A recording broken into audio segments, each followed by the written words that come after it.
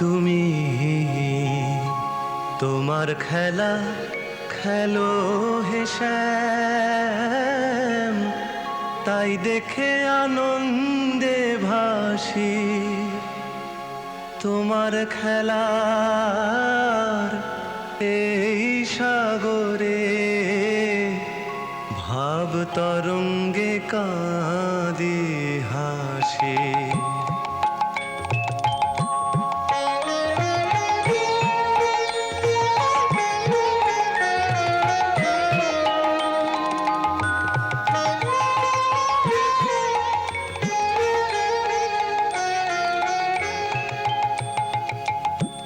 তোমার খেলা খেলো হে শ্যাম, তাই দেখে আনন্দে ভাসি।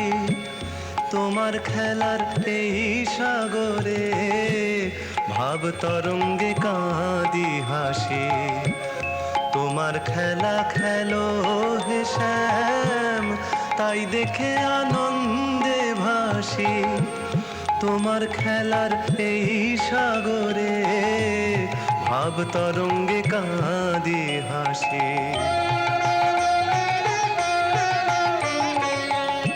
ত্রিভঙ্গ মুরারি তুমি, ভবের রাজা বিশ্বপতি। ত্রিভঙ্গ মুরারি তুমি, ভবের রাজা বিশ্বপতি। কে ভাঙিবে অঙ্গ তোমার, তিন ভুবনের তুমি পতি। অনন্ত হে বিশ্বপালক, আমরা তোমার খেলায় মাতি। তোমার খেলার এই সাগরে ভাব তরঙ্গে কাঁদি হাসি।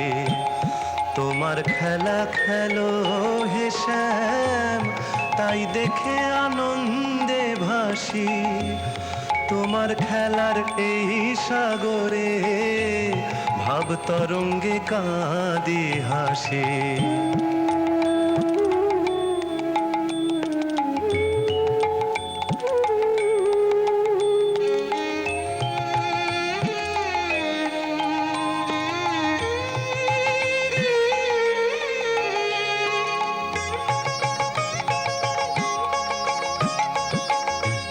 তোমার খেলা খেলো তুমি, আমরা যে হই তোমার সাথী।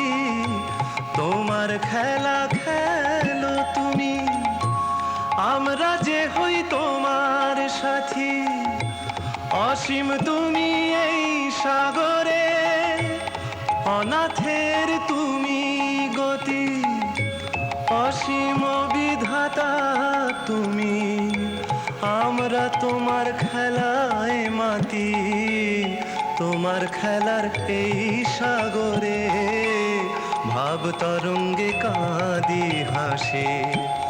তোমার খেলা খেলো হে শ্যাম, তাই দেখে আনন্দে ভাসি। তোমার খেলার এই সাগরে ভাব তরঙ্গে কাঁদি হাসি। তোমার খেলা খেলো হে শ্যাম।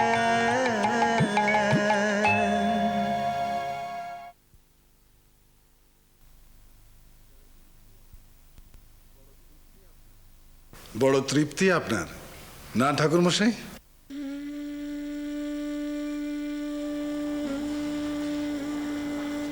বিশ্বাস করুন, প্রাণ ভরে গিয়েছে। ছোটবেলা থেকে ও তো আমাকে কম অশান্তি দেয়নি, কিন্তু আজও সব জড়িয়ে দিয়েছে। চিরদিন জানেন, আমার ওই পাগলা ভাইটা এমন সব শক্ত শক্ত কথা এত সহজ করে করে বলে। সত্যি এমন ভাইয়ের দাদা হওয়া কম ভাগ্যের কথা নয় ভট্টাচার্য মশাই। মথুরের সঙ্গে গোবিন্দজির তুলনা করে এমন বিধান দিল, তার কোনো মাপ নেই। সত্যিই তো, আমার জামাইয়ের হাত পা ভেঙে গেলে আমি কি তাকে ফেলে দেব?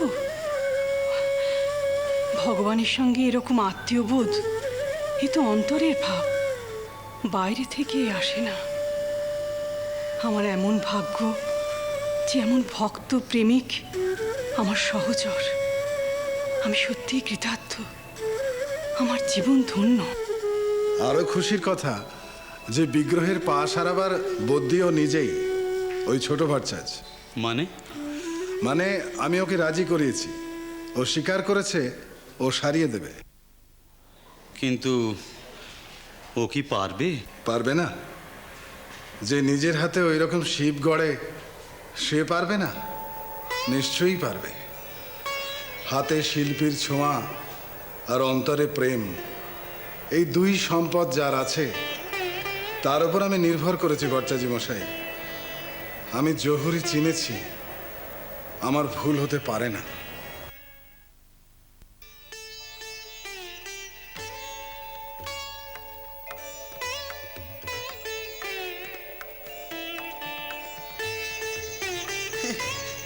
কলকাতার এক একজন পণ্ডিত, বুদ্ধি সব কাঁঠাল আর কি।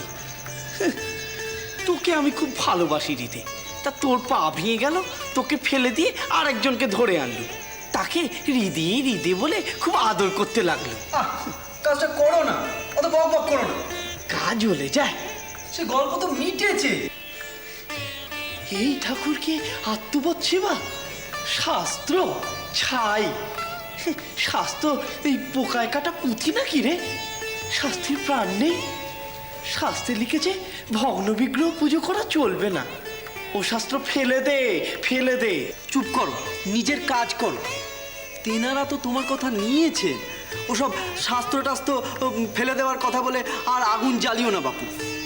এমনিতেই অনেক মানি পণ্ডিতদের বিধান তুমি উল্টেছো, সে নিয়ে অনেক কুটকাচালি শুরু হয়ে গেছে। বাজে কথা বলিস না। কত লোক আমায় ধন্যি করতে জানিস? সরল মনে যারা ঠাকুরকে আপন করে তারা সকলে আমার দলে। অত সোজা নয় রে। ভগবানকে ডাকতে গেলে, তাকে ভালোবাসতে গেলে মনকে এক জায়গায় জড়ো করতে হয়, জানিস? এই ছড়ানো ছিটানো টুকরো টুকরো মনকে এক জায়গায় জড়ো করে রাখ দেখিনি। কিরকম? কিরকম জানিস? ওই বড়শির ফাতনাতে চোখ রাখার মতো। তারপর একটা কিছু ভাব নেই, তার জন্য নিজেকে কোনো একটা কিছু ভাব। সখা, দাস, নয়তো মা, নয়তো ছেলে, আত্মার আত্মীয়।